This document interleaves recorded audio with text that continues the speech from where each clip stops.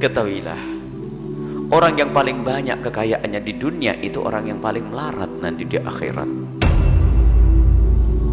Illa, tapi ada perkecualiannya. Orang yang kaya di dunia itu adalah aqalluna, yang paling sedikit nanti di akhirat, yang paling melarat di akhirat.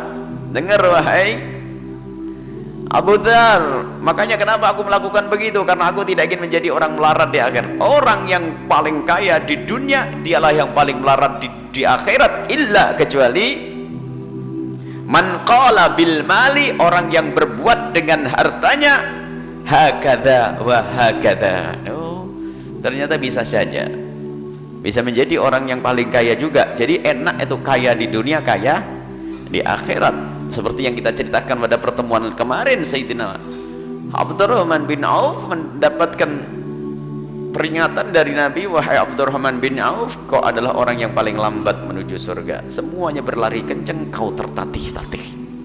Kaget, kenapa ya Rasulullah? Aligina ya hada, apakah karena kekayaan ini? Iya, karena kekayaanmu menjadikan kau tertatih-tatih. Kemudian minta petunjuk, lalu bagaimana agar aku bisa lari kenceng ya Rasulullah? Gunakan hartamu untuk lari kenceng. Kemudian dia menjadi seorang yang paling dermawan, paling kaya, dan tidak akan berkurang sedikit pun dari hartanya, karena kekayaan itu jatah. Dan kita menemukan hamba-hamba yang seperti itu. Kalau lihat dari apa yang diberikan, jauh lebih banyak daripada apa yang dikumpulkan. Ternyata diam-diam tidak dia sadari, ia sudah punya tabungan di akhirat lebih banyak daripada yang disimpan. Seandainya dia bisa berbuat baik sudah mungkin bermiliar-miliar, tetapi yang disimpannya pun paling sama atau mungkin di bawahnya. Nah, ini unik, dan itulah kemuliaan.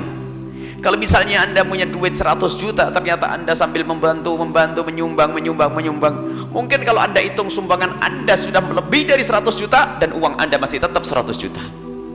Tidak akan kurang sedikit pun. Dan itulah barokah, dan itu memang seperti itu Allah atur, tidak akan mengurangi sedikit pun.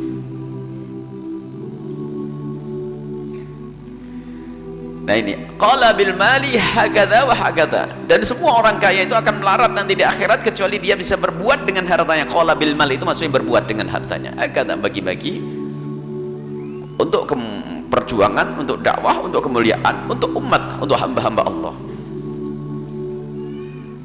An yaminihi wa an shimalihi, bagi sana, bagi sini, bagi sana, depan belakang.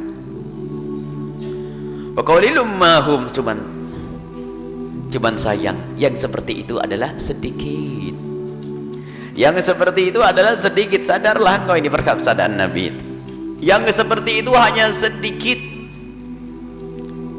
Yang seperti itu sedikit. Banyak orang hartanya melimpah ruah, masya Allah, luar biasa, kaya raya dan sebagainya. Ternyata bikin satu musola kecil saja mungkin sampai kalau kayak membangun apa itu, padahal yang disakunya adalah miliaran, mungkin putrin. Tapi sebaliknya ada hamba Allah kalau sudah kebuka hatinya membuat suatu program yang sangat besar tidak terasa, bahkan kenikmatannya dibuat oleh Allah di situ. Jadi memang hatinya sudah dibawa oleh Allah menuju hati surga, hati akhirat, sehingga hiburannya adalah di saat ia bisa berbuat baik untuk kejayaan umat Nabi Muhammad SAW. Bersemangat, bahkan mungkin orang tersebut lebih bersemangat di saat berbuat kebaikan untuk akhirat daripada di saat ia mencari dunia, karena dunia sudah ada di tangannya, sudah dijatah oleh Allah SWT. Maka tidak mustahil ada orang yang diberi oleh Allah kekayaan melimpah ruah, akan tapi ternyata pikiran dan gerak-geriknya adalah untuk kejayaan, untuk agama, untuk umat Nabi Muhammad, untuk akhirat. Dan semoga Allah menggolongkan kita seperti itu, sehingga ada mungkin orang yang giat bekerja, bukan aib dan bukan salah, akan tapi ternyata di saat berbicara tentang perjuangan dan dakwah lebih giat daripada itu semuanya. Dan itulah pendidikan dari Nabi SAW. Dalam Nabi sangat memperhatikan keluarga. Wa ashiruhunna bil ma'ruf, istri dipergauli dengan baik, infak untuk sedekah, memperhatikan ke anak, kerabat dan saudara, kerabat, keluarga itu nomor satu. Jangan sampai ada orang baik di luar tapi tidak baik di dalam, baik di luar tapi tidak baik di dalam. Ini juga problem, sehingga Nabi di saat berbicara tentang berbuat dari luar itu bukan melupakan yang ada di dalam.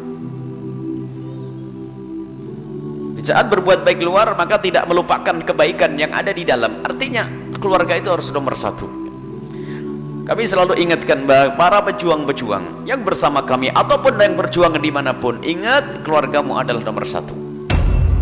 Sebabnya Allah yang berkata, ku anfusakum wa ahlikum naro. Jika kau berjuang di luar sana karena engkau ingin menjaga orang dari api neraka, tapi yang paling pertama dan paling utama yang harus kau jaga adalah keluargamu dari api neraka. Sehingga ini jadikan bahwasanya keluarga adalah harus nomor satu yang kita perhatikan. Akan tapi sekaligus yuk kita jadikan keluarga kita adalah orang satu di dalam berjuang di jalan Allah Subhanahu wa taala. Ini keluargamu harus kau jadikan orang nomor satu di dalam berjuang. Jadi perhatikan keluargamu nomor satu untuk keselamatan mereka di akhirat nanti. Akan tapi sekaligus kita jadikan keluarga kita adalah orang nomor satu di dalam berjuang, sehingga kita suarakan jiwa-jiwa dakwah itu, seruan-seruan dakwah itu di telinga anak kita yang kecil, di telinga anak-anak kita yang sudah dewasa, di telinga anak-anak kita sudah mulai berkiprah. Tidak cukup nak bagaimana pabrikmu, perusahaanmu, tokomu, tidak. Akan tapi apa yang sudah kau lakukan nak? Berjuangmu di mana nak? Kebaikan apa yang sudah kau lakukan nak? Ini terus diingatkan. Apa? Sebab apa? Keluarga adalah nomor satu, akan tapi sekaligus keluarga harus kita jadikan orang nomor satu dalam berjuang. Ini perlu orang tua biasakan seperti ini. Dan ini syarat Abi Dzar pun ternyata mendengar Nabi, termasuk orang dekat dengan Nabi, diajak bicara yang mulia. Lihat, kalau seandainya, maksudnya gambarkan, lalu bagaimana dengan engkau Abu Dzar? Kalau aku diberi kekayaan, aku akan berbuat seperti itu. Maka engkau pun demikian, hai Abu Dzar. Jika Allah memberikan kepadamu, bukan Abu Dzar saja sebetulnya yang Nabi ngomong untuk kita, maka hei umatku semuanya itu, kalau Allah memberikan kekayaan kepadamu, jangan lupa kepentinganmu di akhirat itulah nomor satu. Sampai kemudian Qala li, kemudian Rasulullah berkata, makanak, kau tetap di tempatmu, la tabrah hatta atiyaka, sampai aku datang. Nabi mau meninggalkan sebentar, kau duduk di sini ya Abu Dzar, aku akan pergi sebentar. Tsumma talakha fi sawadil laili hatta tawara. Lalu Nabi menembus kegelapan malam, menjauh dari Sayyidina Abi Dzar hingga tidak terlihat, tawara, tertutup kegelapan malam. Wasami itu sautan qadir tafa, aku mendengar suara gaduh, ada suara. Fatakhawwaftu, aku takut. Ayakuna ahadun arada lin Nabi sallallahu alaihi wasallam, aku khawatir ada orang yang jahil kepada Nabi sallallahu alaihi wasallam. Aku khawatir ada sesuatu yang terjadi pada Nabi. Fa aradtu an atiyahu, aku ingin datang ke Nabi, tapi ingin nolong Nabi. Ada apa Nabi, kok ada suara gaduh? Nabi masuk kegelapan malam, tiba-tiba terdengar suara gaduh di situ. Aku ingin mendekat. Fadzakartu qaulahu, tapi aku ingat pesan Nabi, la tabrah hatta atiyaka, tetap kau di sini sampai aku datang. Jadi mula-mula dengar suara gaduh itu pengen datang, pengen nolong Nabi, tanda kecintaan. Tapi ingat pesan Nabi juga, kamu jangan kemana-mana ya, kau di sini. Falam abrah hatta atani, maka aku tetap di situ sampai Nabi Muhammad datang kepadaku. Fakultu, kemudian aku berkata, ya Rasulullah, laqad sami'tu sautan, aku telah mendengar satu suara.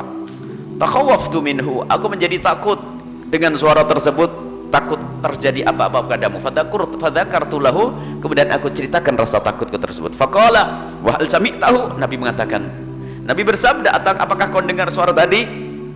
Qala qultu, aku mendengar. Na'am ya Rasulullah, iya ya Rasulullah.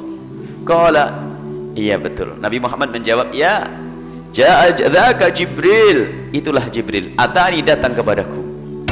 Jadi waktu itu Nabi malaikat Jibril banyak datang, sehingga terdengar suara gaduh. Bahkan sampai kata Sayyidina Abi Dzar dalam riwayat lain, seperti gunung itu runtuh. Jadi suaranya gunung itu runtuh, takut menjatuhi Nabi. Jadi malaikat Jibril datang kepada Rasul sallallahu alaihi wasallam.